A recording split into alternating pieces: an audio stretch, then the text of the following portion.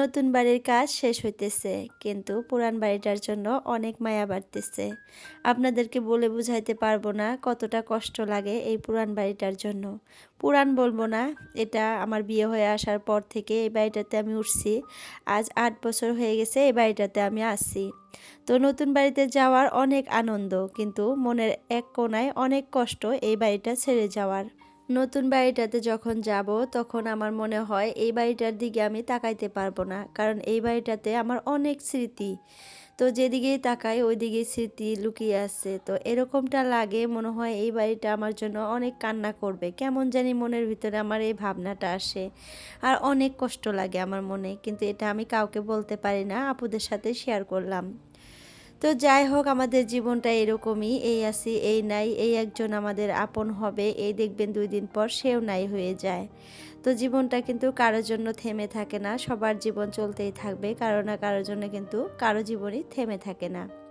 Hello everyone, আসসালামু আলাইকুম আমার প্রিয় আপুরা, তোমরা কেমন আছো?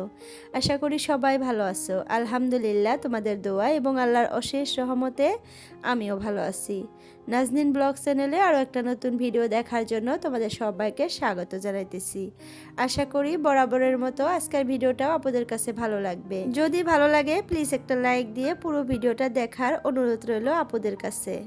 সকালের খাবার রেডি করা নিয়েই আজকের ভিডিওটা শুরু করলাম। তো সকালের খাবারের জন্য দেখো আমি বিরিয়ানি রান্না করতেছি। আর এই বুটটা রাতে ভিজিয়ে রাখতে চাই প্রত্যেকটা দিন, কিন্তু আমার মনে থাকে না।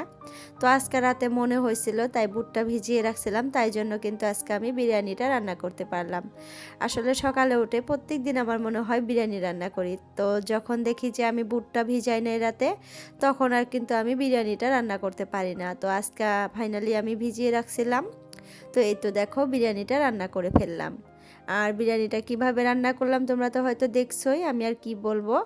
তো এইভাবেই কিন্তু সবাই রান্না করে না, কেউ কেউ অন্যরকম করে করে, আমি এরকম করেই করি, খেতে মজা লাগে আমার কাছে। তোমরাও ট্রাই করতে পারো। কিভাবে রান্না করলাম হয়তো তোমরা দেখছোই। তো যাই হোক, ভালো করে চালটা ভালো করে কষিয়ে নিলাম, সব ময় মশলা দিয়ে। একটু আদা বাটা দিছিলাম স্পেশাল, আসলে আদা বাটা দিলে বিরিয়ানির মধ্যে অনেক সুন্দর একটা স্মেল আসে আর খেতেও অনেক ভালো লাগে। তারপরে চালটাকে অনেক সুন্দর করে কষিয়ে তারপরে দেখো প্রেশারের মতো পরিমাণ মতো পানি দিয়ে চালটা ওর মধ্যে দিয়ে দিলাম, আর 2টা সিটি মেরে অফ করে রেখে আসলাম। সিটিটা যখন ছেড়ে যাবে প্রেশারের, তখন আমি বের করে খাবো আমরা আর কি। তো যাই হোক, তোমাদের ভাইয়া ঘুম থেকে উঠে নতুন বাড়িতে গেছে, কারণ মিস্ত্রি ভাই আসছে কাজ করার জন্য। আমাদের বাড়ি কিন্তু বাউন্ডারি অল ঘেরা হইতেছে, আমাদের ভাসুরের আর কি বাড়িটা একদম ঘেরা কমপ্লিট। এর আগের ভিডিওতে হয়তো তোমরা দেখছোই। তো আজকে কিন্তু আমাদের বাড়িটায় ঘিরবে। তো ঘিরাটুকু আমি আজকে দেখাইতে পারবো না নাই জানি না, কিন্তু টুকটাক দেখাবো। আর একদম সম্পূর্ণ ফাইনাল লুকটা কালকে দেখাইতে পারবো হয়তো, কালকার ভিডিওতে। আজকে আর পারবো না, কারণ একদম সন্ধ্যা হয়ে যাবে হয়তো করতে করতে। কিন্তু আমি যতটুকু পারি দেখানোর ট্রাই করব। তো যাই হোক, দেখো বিছানা পরিষ্কার করতেছি, ঘর পরিষ্কার করতেছি। আজকে কিন্তু আমি দুপুরের জন্য রান্না করি নাই। তোমাদের ভাইয়াকে বাজারে পাঠিয়ে দিছি মাছ আনার জন্য আর সবজি আনার জন্য, কারণ আজকে মাছ নাই। আর মিস্ত্রি ভাইরা আসছে, আজকে আমি ডাল ভাজি রান্না করব না। তোমাদের ভাইয়াকে বলছি যে মিস্ত্রি ভাইদেরকে আজকে আমি মাছ দিয়ে ভাত দিব, আমি আর ডাল দিয়ে ভাত দিতে পারবো না।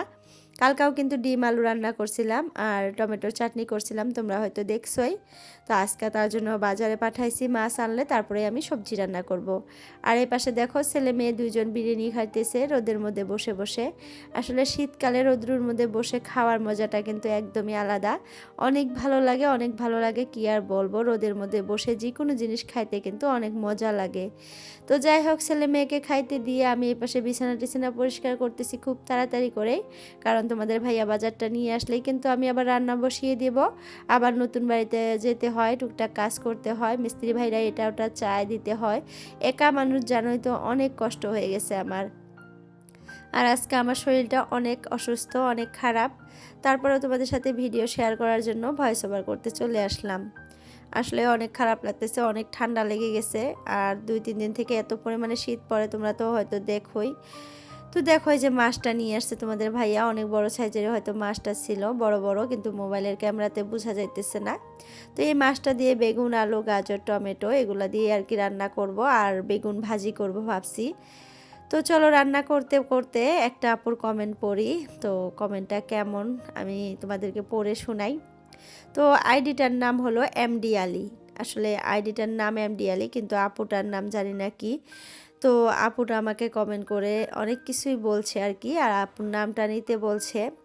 আর আপুর হাজব্যান্ড আপুকে পছন্দ করে না এগুলো বলছে। আপু অনেক কষ্ট, আপুর ভিতরে অনেক কষ্ট আর কি আমার কাছে শেয়ার করছে, কিন্তু আপুর নামটা আমি জানি না। তো প্লিজ আপু তোমার নামটা জানাইও অনেক, মানে পরের ভিডিওতে। আর তোমার জন্য অনেক দোয়া রইল, তুমি যাতে মানে সুখে শান্তিতে থাকতে পারো, তোমার হাজব্যান্ড যাতে তোমাকে পছন্দ করে, তোমার সব কষ্ট জানি মুছে যায়।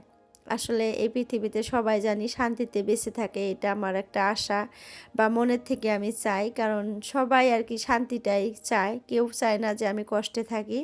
সবাই কিন্তু সবসময় সুখে থাকতে চায়, সবাই সবসময় ভালো থাকতে চায়। তো সবার দোয়া বা সবার মনোকামনা আল্লাহ পূরণ করুক, এটাই চাই আমি। তো যাই হোক আপু, তোমাকে অসংখ্য ধন্যবাদ। তুমি সবসময় আমাকে কমেন্ট করো, কিন্তু আমার কমেন্টটা পড়া হয় না। তো আজকে এই যে পড়ে নিলাম। তো আর একটা আইডির নাম আমি মানে আজকে বলি, আব্দুল আওয়াল আইডির নাম, কিন্তু আপুটার নাম নুসাইবা। তো আপুর আর কি আইডিটা ছেলে মানুষের নাম দিয়ে করা, তো যার জন্য কিন্তু আমি কমেন্টটা সবসময় পড়ি না, মানে নামটা নিই না, ভাবি আমি ছেলে মানুষ, কিন্তু আজকে দেখলাম আপু সে মেয়ে মানুষ আর কি আপু। তো আপু বলছে যে আপু আমার নাম নুসাইবা, প্লিজ তুমি আমার নামটা নিও তোমার ভিডিওতে। তো এই তো আপু তোমার নামটা নিয়ে নিলাম, আর তোমার নামটা এত কিউট, কি বলবো আপু, অনেক ভালো লাগছে। একদম মানে আনকমন একটা নাম আজকে আমি শুনলাম, নুসাইবা, অনেক সুন্দর একটা নাম। তো আপু তোমাকে অসংখ্য ধন্যবাদ আমার ভিডিওতে কমেন্ট করার জন্য আর আমার ভিডিও দেখার জন্য। তো সব সময় তোমরা এভাবে আমার পাশে থেকো, আমার ভিডিওগুলো দেখো, আর যদি ভালো লাগে তোমাদের বন্ধু বান্ধবের সাথে আমার ভিডিওগুলো শেয়ার করো। তো আরও অনেক মানে কমেন্ট আছে। হাবিবা আপু আমাকে বলছে যে আমার ফার্নিচারটাও কি আমি কৃষ্ণায় বানাইতে দিছি নাকি। তো আপু, আমি আমার মানে সোফাটা কৃষ্ণাইতে আর কি অর্ডার দিয়ে আসছি বানানোর জন্য, যখন দিবে তখন কিন্তু আমি তোমাদের সাথে শেয়ার করব। তো এই তো দেখো মিস্ত্রি ভাইদের জন্য চা রেডি করলাম, রান্নাটাও কিন্তু হয়ে গেল, বেগুন ভাজি করলাম আর মাছের সবজিটাও হয়ে গেল।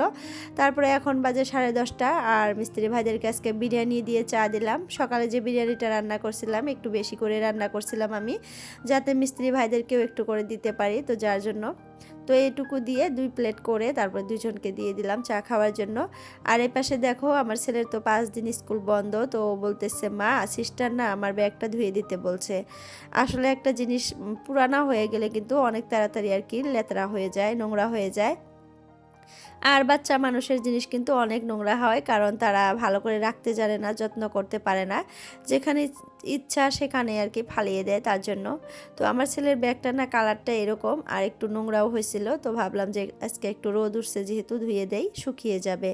তো এই যে সার্ফের জলে ভিজিয়ে রাখছিলাম, তারপরে পরিষ্কার করে ধুয়ে দিলাম। আর আমার মেয়েটা এত ডিস্টার্ব করতেছে আমাকে আপুরা, কি বলবো, মানে ওর কিন্তু অনেক ঠান্ডা লাগছে, অনেক সর্দি লাগছে, তারপরেও কলপারে যদি আমাকে দেখে মোটরের সুইচ দিছি, সাথে সাথে দৌড়ে আসে, আয়সা এরকম করে মানে পানি লাড়ে, আরও অনেক ঠান্ডা লাগে, তার জন্য কিন্তু আমি কলপারে এখন কাজই করি না ওর জন্য।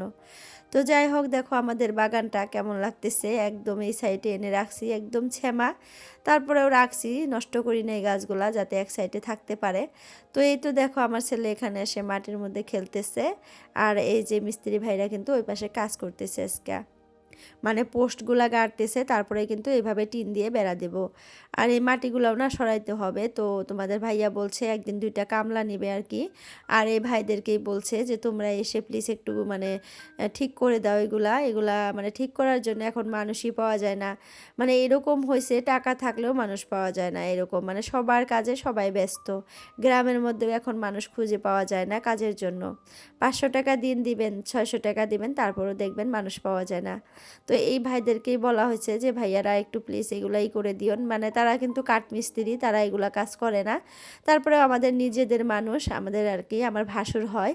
তো বলার পর বলছে যে ঠিক আছে আমি করে দেব। তো কালকা বা পরশুদিন আসবে আবার, তো কালকা তো ফ্রাইডে, শুক্রবার নামাজ পড়া লাগে।